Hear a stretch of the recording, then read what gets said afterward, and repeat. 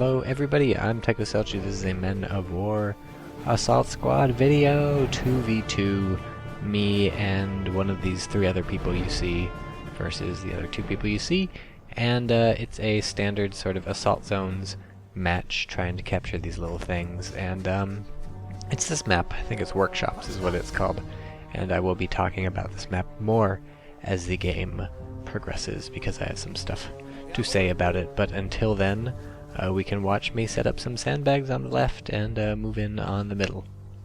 And this should be a very good game for you guys. I seem to recall that it was quite fun, and oh no, something has knocked down the wall, so I'm scared, thinking that there's some sort of vehicle or something, or at least some sort of crazy thing, and so I'm running away. But then I decide maybe he set some explosives or something, and I don't really know how he blew up that wall. It might have been a bunch of AT grenades, but it's tough to know. It's weird that he chose to do that.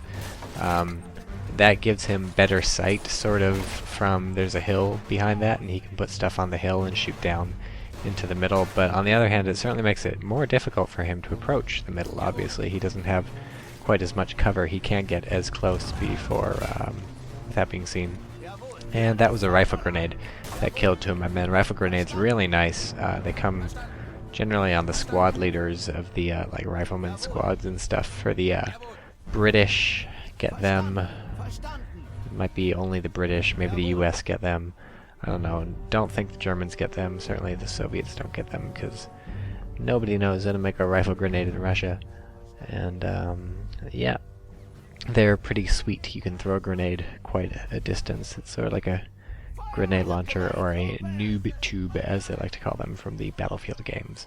I'm pumped for Battlefield 3. Are you guys pumped? I'm pumped, even though they gave us the stupid map for the beta test. But yes, retrieving every little bit of equipment from that dead guy. This is a submachine gun infantry, but he grabbed the sandbags from the riflemen, and so now I'll be able to set up and give myself a little more cover from the middle. Don't want to get taken out. So my ally, I am in love with him. If you look in the mini-map, he's really assaulting the upper right point. I love that. I love that. Just always keep attacking. Obviously, he's not helping me in the middle at all, but that's totally okay, because in fact, he's decapped the upper right point, so he's pushed far into enemy territory and taken that point from the enemy. So really got to hand it to Dentoid. Fighting against Wendigo Cave. Go Dentoid, you are the man. And here we see me make the first mistake of many in this match. Maybe it's like the 8th mistake or something. I throw a grenade there, but I had forgotten where the enemy was. Turns out he's probably behind that farther smokestack, not behind those boxes. But I'm always optimistic, so I'm just going to remedy this by throwing another grenade, this time in the smokestack. And you'll see me cook the grenade in a second. Yeah, I hold it down slightly. I didn't want to cook it too long because that was a fairly long lob. I could have cooked it some more, but it doesn't matter. He didn't have time to react. And so there, I've taken out one enemy, and only have to take out like 16 more, and then I'll be able to take the middle. But that's okay, because my ally's doing great on the right. Hooray, ally on the right. Never just sit back, especially in a map like this, where you know, the middle is really the big contested point, and then there's the sides. Never ever ever sit back. Never give your opponent time to dig in. You should be attacking all the time, and my ally knows this, and he sent a heavy Flak 38 machine gun, sort of anti-aircraft gun, I guess, if you want to be specific. He sent one of those to the middle to help me out, and so I decided to spot for him a bit with my little man, and holy shit, is that a lot of stuff. But that's okay, because my ally's got this big honking gun. Oh no, it's getting grenaded. But he's smart, so he was backing up. The men are dead, and he's also losing men, but the gun is fine. And so really great minds think alike, because my ally sent a bunch of infantry into the middle, just as I sent a bunch of infantry in the middle. They're kind of stymied right now, because there's this gate. Oh, and we both sent heavy guns to the middle. My ally sent a AA gun, and I sent an AT gun quite a while back. And again, great minds think alike. We both decide to take out the gate at the same time. He's firing at it. I blow it open, so that was kind of a waste of an AT grenade on my part. But we are both awesome. All right. And yeah, these field guns are nice. You see this Oerlikon 20mm far away. That's sort of the equivalent of my ally's gun. They're likely out of range, or maybe they're going to shoot at each other. We'll see. And very importantly, oh look, yeah, my ally just owned the Orlikon, so which means I'm able to move in and hit it. And very smart move by me getting my machine gunner sort of set up here. It's almost a miracle he didn't get killed setting up those sandbags, but now that he's here and he's got a view of part of the middle, he's got to do some real damage. And the important thing is that the wall is still there, so he's protected a little from the left, and even if the wall goes down, obviously he's got the sandbags. And so now seeing my ally's gun decrewed, I'm recrewing it, and great minds think alike. My ally was doing the same thing, but he got shot, and then I get shot, but I don't get shot as much, so things work out pretty well. And yeah, really liking how my ally is helping on the assault here. And now if we can just punch through that sandbag, which we can, because we got this heavy caliber AA gun, I'll be able to hopefully move in on the mid, and of course they still have the Orlikon, but we can take that out. So, very frantic game you've seen so far, and the first thing to point out is that this is very frantic because it's kind of a compact map, squished kind of fairly close in, so, you know, things happen pretty fast. I guess it's not super squished in, sort of the long direction, if you know what I'm talking about. Like, our people spawn kind of far back from the lines, so it's not like you're spawning like directly on these back points, which is partially why my ally was able to cap at the enemy's back point. Right now I'm having issues shooting this thing because these stupid giant, I don't know what those are, brass things, they're part of a chimney or I don't know. But yeah, not really having much luck hitting anything with my AT gun, but the AA gun is still able to fire fine, and I'm content to sort of just shell the middle. It'd be nice if we could take it one of these days, but all things in due time. I'm looking everywhere for tank crewmen. For some reason I'm not able to see them.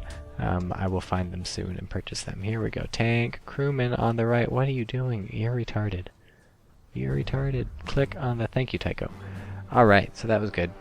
Tank crewman for the AA gun. Nothing is cheaper than tank crewman when it comes to crewing things. Maybe partisans are cheaper? I don't think so. Anyways, hero ally crawls into the middle. God knows how he got there, but throws a grenade into that little pit, and that forces the enemy to evacuate. And interesting choice bringing up this Crusader AA tank. That's going to shred the shit out of infantry. But I do have this light AT gun here, so for all he knows, he's gonna get shot. Crusader's got fairly good armor, but you know, Germans have fairly good light AT guns. And of course we also have a Panzer IV, so that's gonna kill that thing, because I don't care how good your anti-aircraft gun is, you're gonna have to get a lot closer to penetrate the Panzer IV. Unless maybe you're a ZSU-37. That's a pretty sweet Soviet anti-aircraft gun. But yeah, at this range, no chance to penetrate the Panzer IV. So I'm not so sure about the choice to buy that AA gun by the enemies. They really wanted the infantry killing power. Exchange of grenades right there, and I do kill someone by forcing them to stand up and get hit by the flak. So he really wanted the infantry killing power from that AA vehicle, but I can't say that was really the best choice. We're getting on into this match. They have 15 points, we have 0, but I don't know, was the countdown start at 99? So I can just check my little clock on my video recording. We're 8 minutes 30 seconds in, so at that point you should start to expect your allies, or your enemies really, to start rolling out with the heavier tanks. Now this hasn't totally happened until my ally brought out the Panzer IV, but it's the sort of thing you have to expect can happen, right? So get ready for it. And buying an AA tank is not getting ready for it, right? Buying an AA tank is saying, I hope infantry shoot me for the rest of the game, because that's all I can take out. And yeah, we're still trying to crack this nut in the middle. Thankfully the enemy doesn't have it, but we don't have it either. And yeah, gotta love my ally sending in a squad or two of infantry if you watch the minimap, instead of the boring stuff that my camera's focusing on right now. But like I said, predict the tanks and start to expect them once you're 10 minutes into the game, and that's what I'm doing. I bought this Pack 48, or Pack 38, or Pack 40, or I don't know what the hell I bought, but I bought a thing, and now it's going to the left. I'm cognizant of the time it's going to take to get to the left. Somehow my machine gunner dropped his machine gun at some point. Be very careful about this. Occasionally explosions and stuff like that will cause your men to drop their guns. 99% of the time they're smart enough to pick the gun up again, but sometimes they aren't, and so you know, you don't want to be microing every single guy. Be like, do you have a gun? Do you have a gun? Do you have a gun? Hey, do you still have a gun? Do you still have a gun? Something blown up near you? Do you have a gun? Do you have a gun? Yeah, that's not that's not the greatest thing. But for really important people, like your machine gunner who's covering the middle behind those nice little sandbags, check every once in a while. Just make sure everything's cool. You want to see if he's dead. You want to see if he's running low on ammo, because yes, you will sometimes need to restock him with ammo. You want to see if he needs healing or anything. You want to see if his sandbags are still there, and you want to see if he's dropped his gun, because he's a stupid butterfinger motherfucker. You know, it happens. So I'm really loading up on the infantry over here. I have the AT gun, and I'm feeling good. I'm feeling real good, guys. I'm feeling sexy, because I have this mortar that I've got set up overlooking the middle. I realize he's facing the wrong way, so now I reorient him. But yeah, now I'm going to be able to drop some serious pain. I'm ready to drop the hammer and something, the anvil or whatever the siege tank says, in StarCraft 2, and I am good to go because I'm also moving in over here on the left. Things look surprisingly quiet until, oh shit, suddenly there's a lot of enemies. Clutch shot by my Pak-41 somehow kills my allies' infantryman. I'm not sure what really happened there, but yeah, is this? Interesting. My video is screwing up on my computer, and we'll have to see if this screws up on your computer too. Or maybe I'll fix it. Oh, well, whatever. Anyways, so yeah, I turn out to be in a fairly good position to shell the opponent with his AT gun until he got blown to bits. Ouch, that hurt. My ally just lost stuff. So yeah, I turned out to be in a fairly good position to shell my enemy. So he sort of made a mistake leaving his left flank this open. I think I was able to get some hits in on it with my AT gun. It would have been messier too if he hadn't have simply popped a 17-pounder and then blown the crap out of me. And meanwhile, I am using my surplus of infantry that are now not going to be able to move in all the way on the left to do some harassing in the middle. And really what I want is to get some scouting in so my mortar can open up, clear out the middle, and then we can move in and cook some eggs, because everyone likes eggs. Do you like eggs? What's your favorite kind of egg? I like fried eggs, scrambled eggs, hard-boiled, casseroles. So the 17-pounder killed the Panzer IV, but the silver lining on that very, very unfortunate incident is that it revealed itself to me, and it's on this hill, which makes it fairly easy for me to hit it, and it's dead. So thank you, my Pak-40, for killing the 17-pounder. And oh no, don't die, don't die, don't die. Sandbags, thank you. Now it really just comes down to who wins the shooting match, and I got lucky there, kind of, killing the Orlikan.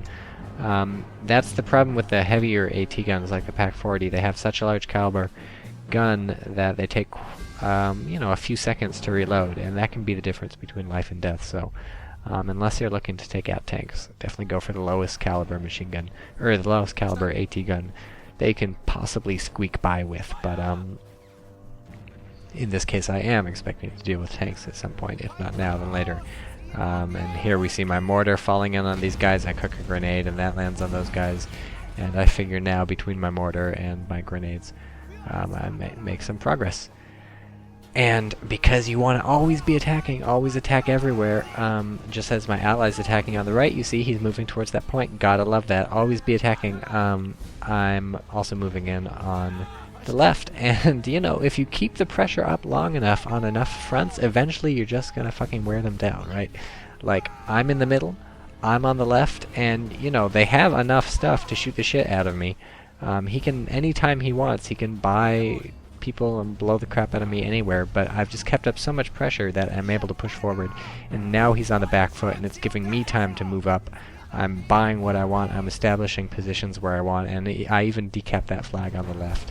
And so now he's forced to move in, recapture it with his infantry, and that just lets him get shot by my sort of forward people behind these sandbags. And yeah, so same sort of thing actually with the mortar in the middle. I move in, I take the point. I actually own the point now, where our points are ticking up. Finally, they have 36, we have 4.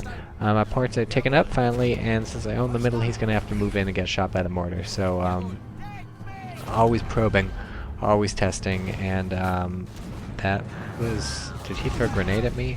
God damn, my Pak-40. This is the problem. This one corridor right here, very, very difficult for AT guns firing at infantry. Okay, they have to shoot down, and they can't shoot down, really. They can only shoot straight.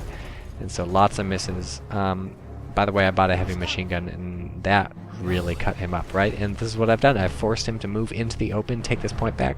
I've forced him onto the back foot. He had to move up his infantry. He was not able to assault me, and so in the open space I had the free sort of movement area I had while he wasn't assaulting me. I was able to move up a heavy machine gun completely unmolested, and now it's shooting the crap out of all these people. Love those heavy machine guns. But yeah, really be careful with that Pack 40 or anything you have on this long open stretch. Look at him blowing the crap out of these trees. It's because he's firing at these infantry and the shells are just whistling over their heads. At this point I'm setting him to return fire because it's like, god damn it, like, just shoot a tank if it shows up, alright? And of course the tank immediately shows up. But it's really difficult to hit infantry, especially if they're prone. It's just going to miss all the time and go over their heads. So that's a Churchill Crocodile. I have to take this out or else it's going to run roughshod over all my stuff. Issue with the Churchill Crocodile, it's a normal tank, normal Churchill, very nice tank. Also has a flamethrower on the front. And it's not like a silly little... Wow, did I knock off? Well, I don't know what I did, but it just killed my Pack 40. So yeah, normal tank plus bonus flamethrower. Just really hell on the stick that spot with their hero points. So I'm worried, I gotta tell you, because look, his Churchill Crocodile is just blowing the crap out of me, and that's just because he doesn't realize he can drive in and flame the crap out of me. Once he realizes that, everything's gonna go to shit. Although I do have the middle, so we're at 14 points versus their 36. So I have to decide what I'm going to do about this Churchill Crocodile, and really I've only been granted a reprieve because he's scared to move in. He isn't sure what I have waiting for him. And what happens is it turns out I don't have enough pop cap to, or money. Maybe that's money? I don't have enough pop cap to buy the really heavy stuff. And God, I love my allies still attacking the right. Holy shit, what killed that? I don't know. But yeah, keep the mortar moving. I haven't been repositioning my mortar as much as you normally want to reposition a mortar because this is a pretty nice spot. It's got a lot of defense. All I really have to worry about is enemy artillery, and you know, frankly, if they have artillery, they're going to shoot back at your mortar once they know where it is. So repositioning is not going to help a lot because those could be big explosions. I guess if you reposition quite a bit, it would be nice. But yeah, I'm doing the tried and true, try and ignore it, and hopefully nothing will happen thing against this Churchill Crocodile, and instead spending my time in direct control shelling things with my mortar. It is really, really fun to shell things in direct control with a mortar, I've found. You just sort of put the crosshair on the people you want to kill and click until they're dead. It's surprisingly ineffective as a use of your time because you can just tell your mortar who to shoot, where to shell, and he'll shell there perfectly fine, exactly as if you had direct controlled it. But yeah, notice a dire situation actually for me now. My mortar's cover is all killed, and the Churchill Crocodile has finally gotten some balls care of the infantry support, and that means it's moving forward. And really, I don't know how my light AT gun and my mortar and machine gunner are still alive, but I feel like soon they're probably going to join my men who on the left are being demolished by the Churchill Crocodile. Oh, look, what's shooting at the Churchill Crocodile? Something, I don't know, but it's setting my people on fire. Very belatedly, I set up sandbags around my mortar. I should have done that quite a while ago, but I don't know, it survived long enough. At this point, I'm thinking, yeah, maybe he'll get close enough for me to hit him with an AT grenade, but let's be honest, that's not going to happen because the entire area, like 30 meters in front of him, wherever he goes, he just sets it on fire. But look, my allies got a Panzerschreck man! Here comes the Panzerschreck man! But there's a wall, so he's got to move, and now he's taking out his gun, now he's taking out his Panzerschreck. It's the Panzerschreck! Oh, he hit the wall, so that's unfortunate. Now he's revealed himself. The enemy knows, and Panzerschreck man is Panzerschreck cannot keep living. Well, I said that, but he's still alive. Oh, there he goes. No, no, fire. Oh, track damaged. Yes, yes, run away, run forward. Run left and right. No, he's dead. No, wait, no, he's not dead. Oh, he's dead. So now I'm like, well, I better pick that shit up. I'm going to grab that and shoot the crocodile. But there's an enemy infantry there, so what am I going to do? What am I going to do? Well, grenade. Better kill that motherfucker. Alright, eat a stick grenade. Now I'm going to grab this and blow that. Whoa, that's not gonna work. Way to land right in front of the tank. Great. I'll just pick that up and shoot him. It's like, hey, chill out for a sec. I have to grab this Panzerschreck and I'm gonna use it to smoke some weed. It's a bong. Don't mind me. Don't set me on fire. Just wait until I got my weed in the bong, then you can set me on fire all you want. but I don't think he's gonna fall for that. So that was almost really good, but instead it was only slightly good because with the track out, he's not going anywhere for a while, which means I can buy a tank or an anti-tank gun and shoot at him. Or I could try and move up with infantry, but frankly it's going to be fairly difficult getting close to a giant flamethrower tank. I actually, come to think of it, the flamethrower is mounted where the whole machine gun is mounted, so basically on the front of the tank between the two treads, kind of on the left. So it cannot turn like the way the thing can turn, the thing on top. What do you call the thing on top? The brain. It cannot turn the way the thing on top can turn on the tank. My machine gunner desperately tried to salvage ammo from something, and then I'm like, well, let's crew the flak gun, but let's not. So, hull machine gun, aka flamethrower, on the Churchill Crocodile cannot swivel, so it can only fire forward, but obviously it's still a tank, and the thing on top can swivel normally, and so gotta be careful there. And of course that thing on top also has a hull machine gun. I guess it's the turret machine gun. God, what is that name of that thing on top? Yeah, so he's repaired his tread. Again, I'm hoping to hit him with an AT grenade. Hey, there's some machine gun ammo for my guy. Oh, sprint, get him with the AT grenade. Get him, bam. That was a rookie mistake on my part. When you tell people to attack with an AT grenade, a moving target, they're going to get close enough to attack, pull it out, get ready to attack. Then, of course, the target moves a bit, so they have to move a bit. Really, just click slightly closer to the tank and then click attack. He'll throw the grenade fine, and I might have been able to take the tank out there. So that was a rookie mistake on my part. But non-rookie mistake on my part, having my MG42 guy. I don't know how closely you were watching while I was busy talking, but I brought this MG42 guy from the right all the way over to the left, moved to where my dead MG42 guy was, salvaged the last 142 rounds of ammunition from the dead guy, crouched in the crater, and when I was ready, kaboom, killed a whole enemy squad. And by the way, I bought a Tiger. By the way, I killed a Churchill. Churchill is actually not dead yet, but now that the track is damaged, most of the people are dead and the turret's destroyed. That thing's fucked. So, really, the Tiger, plus look at this hero machine gunner on the right. Tiger plus hero machine gunner, enough to hold off the enemy for my allies' tank and my infantry to show up. Hooray for us, I keep this point, but unfortunately they still have the majority of the points, 54 to our 23.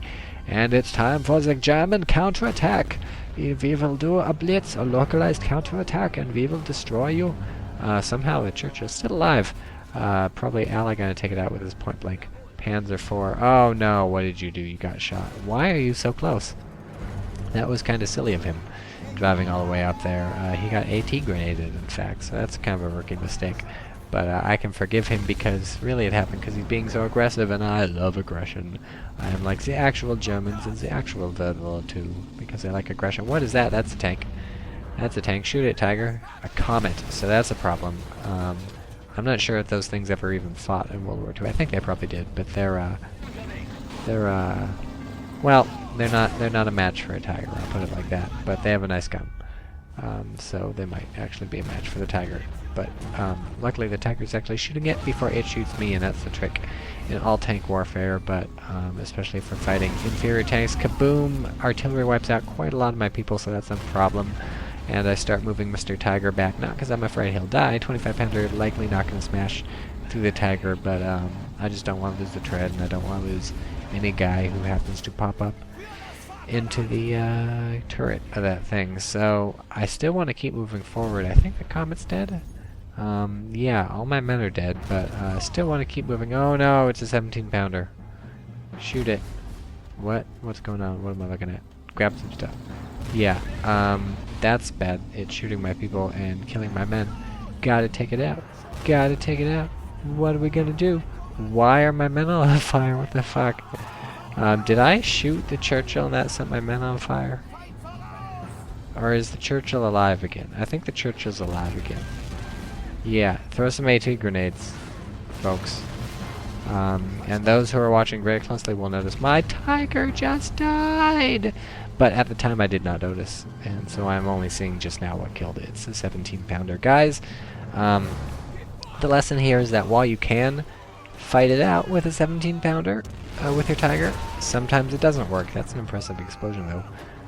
Yeah, sometimes works, sometimes doesn't work. This is one of those cases where you park your Tiger and you look back later and you're like, wait, Wait a second. That was a tank. But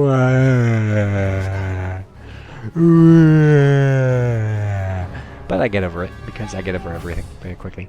They're at 65 and we're at 23, but it's not over yet. We've killed quite a bit of their stuff, and they just sunk a bunch of points into that 25-pounder artillery, so my ally's taking this opportunity to move up on the middle. Again, I will say I love you, Mr. Ally. I can't say too many good things about you, and somehow my heavy machine gun is still alive. How does that work? Gotta set these sandbags up again, though. Mr. Explodey Churchill took out a bunch of them. It's all about establishing forward bulkheads from which, forward beachheads, I guess, from which you can attack the enemy, and sort of chill and put some supporting fire on these people. Yeah, I guess they're repairing that comment. That's not good. Land mattress, too, so that's interesting. Sinking a lot into artillery, and that was designed to take out people in the middle, I guess. Took out 3 of my guys. Unfortunately, I also took out machine gunner. Is the big deal, but they're really kind of running low on infantry. Oof, veteran Tiger knocked out by a 17-pounder. Guys, watch your Tiger. Running low on infantry, and the 17-pounder, which is normally a bitch to kill with small arms fire, because that massive shield does expose its flank a bit, so I get to pick one of those people off. So now we'll talk a bit about the map and the tanks. It's a really narrow map. There's no space. Look to the left of the screen. There's no space there. There's a hill, and then it ends. And to the right, there's no space either. And frankly, in the middle, there's no space, and there's these buildings. And so, really squished map, left and right-wise, which means not a whole lot of flanking. It's a lot of meat grinder stuff. There's certainly a lot of attacking on the flanks, which is very good. I like it when maps have that, and I like it when things work like that, when people attack on the left and the right, but there's not a lot of attacking from the left or from the right. And, you know, this is one of those instances where I'm buying a sniper and stuff like that, because it's really a lot of standoff fighting.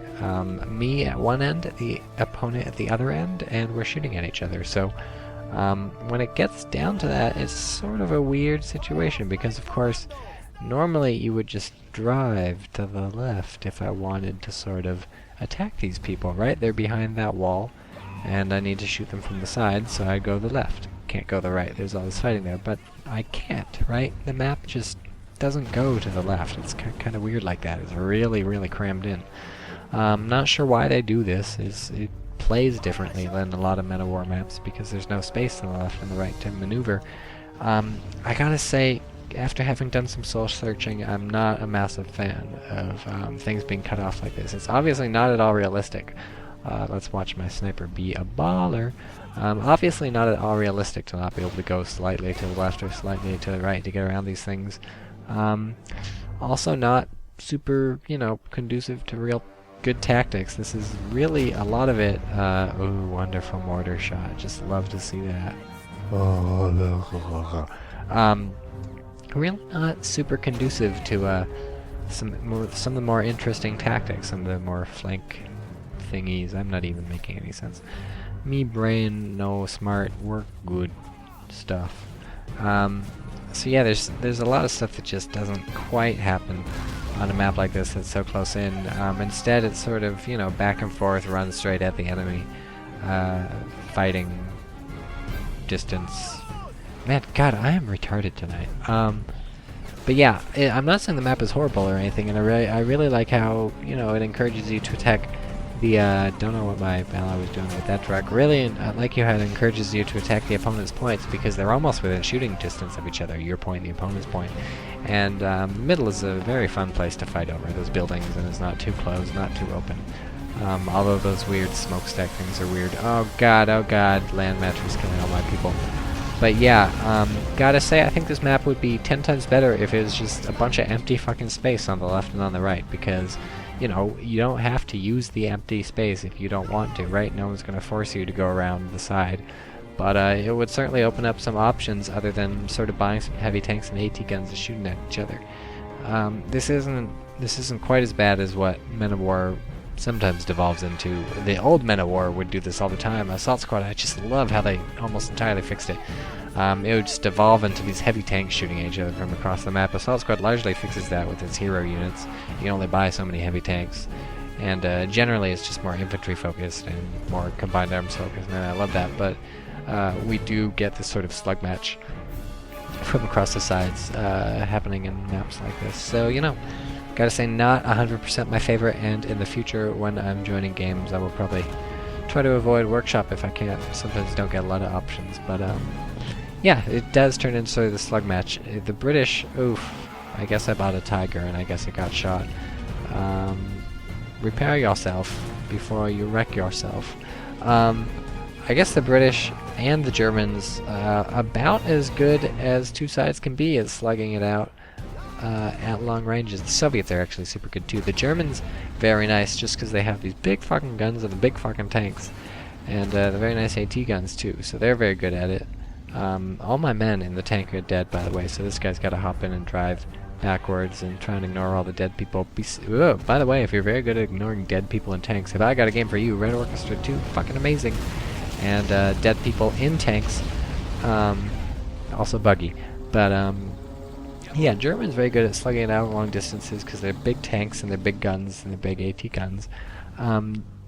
British very good at slugging it out at long distances. They have very nice armor on their tanks, and they have the 17-pounder, very nice gun, and the Firefly, also very nice. And then I guess the Russians would be nice because the T-34s have pretty good sloped armor on the front, so if you're gonna get shot from the front's the way to do it. And United States doesn't have jack shit, and I guess they have a nice AT gun. And Japanese don't have jack shit. And are there any other sides in Men of War that I've forgotten? The Romanians? Hungarians? The Hungarians fight in World War II? I don't know, they probably fought for the Axis or something. Romanians definitely fought in World War II. They fought on both sides, so depending on how you look at it, they definitely won or they definitely lost.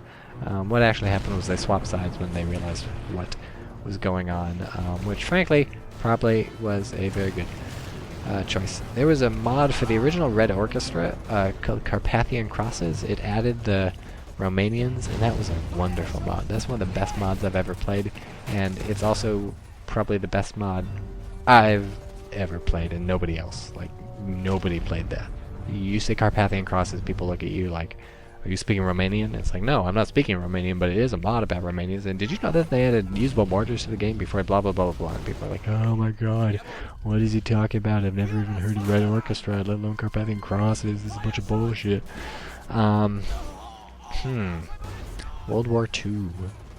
What other World War II stuff is going on? I guess World War II is over, so not a lot of news to report on that front. I read about the other day, I was on Wikipedia because why not? And I read about this raid.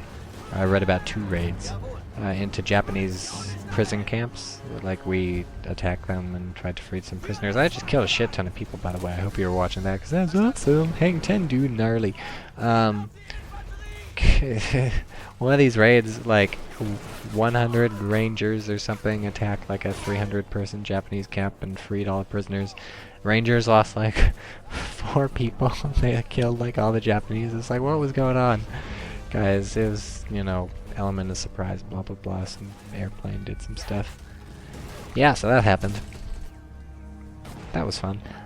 So we're actually doing quite well on some measures. In terms of how many tigers have you lost, we're doing very, very badly, especially compared to the enemy who has lost 0 tigers. But my ally, bless his little heart, has almost taken this point in the upper right, and also almost taken this point in the middle, and meanwhile I am desperately trying not to die on the left. Having spent all my points, fuck you people who say I never spend all my points. I totally spent all my points here. Check it out. Spending like a motherfucker. Church of Crocodile. I hope to God that thing wasn't repaired. Nope, I blew up the original. He just bought another. Man, how does he have enough hero points for that? There must be 5 each. And then the other guy spent it on the land mattress and then trying to fight Panthers. Is the land mattress hero points? I think it's just normal points. Yes, very slowly repairing my tiger. But look, spent all my money and also losing, so looks like we're getting outplayed this match. And really, I'm not sure I want to say 100% outplayed because a lot of it came down to both my tigers getting killed. Although one of them is on the way back. Wow, this is really depressing. Yeah, that's getting repaired. That's going to be another 20 minutes, but when it comes back, they're going to regret it. But yeah, a lot of this comes down to me losing my 2 tigers. If those things were more alive, I think we'd see some different things going on, and a lot of that comes down to luck. Because when there's not enough room to flank on the left and the right, it's sort of just who can get a lucky shot on the tiger. Nicely cooked grenade. I could have cooked it maybe a quarter second more, but it all comes down to feel. You gotta get a feel for the grenade. Obviously, there's no one correct cooking time. It depends how far you're going to be lobbing the grenades, so you just gotta practice a lot. If you want, you can start up like a LAN game or something, or single player. A LAN game is probably the best. Just buy a couple squads of infantry, spread them all out, and give all the grenades to one guy, go into direct control, and sort of practice cooking grenades and throwing them. Or you can do the less pedantic thing, the less OCD option, and just play the game and get used to it. Get used to it. Man, look at all these craters. That is crazy. So they have 92 points, we have 38. Looks like they're going to win, but I think this was still a pretty fantastic match because it was fun. And things were set on fire, and especially near the beginning, you saw some really good dual use. Oof, that was painful. You saw the heavy machine gun, you saw the AT gun, you saw my ally doing some stuff, you saw me doing some stuff, and then near the middle of the game, when the Churchill crocodile started rolling out, and a bit before that, you really saw how I was able to push the opponent back, get him on his back foot. I got my heavy machine gun up there, I had all my machine gunners behind my sandbags, I had my riflemen behind sandbags, I had all these things spread out, and that sort of push was really, really nice. And if only I had been able to follow through instead of getting roasted and toasted by the crocodile, then losing all my tigers. So I hope you enjoyed this match. Hopefully in the future I will be showered in massive amounts of cheese, because cheese is delicious, guys. But not always vegetarian. If you're a vegetarian, you might not want to eat cheese, because a lot of it is made with rennet, and a lot of rennet comes from animals. Did you know that? Also, Jello's not vegetarian. If you didn't know that, you're an idiot, but I had a friend who had no idea that Jello is made from, like, cows. Dead cows. Zombie cows. When you eat Jello, you are eating dead cows.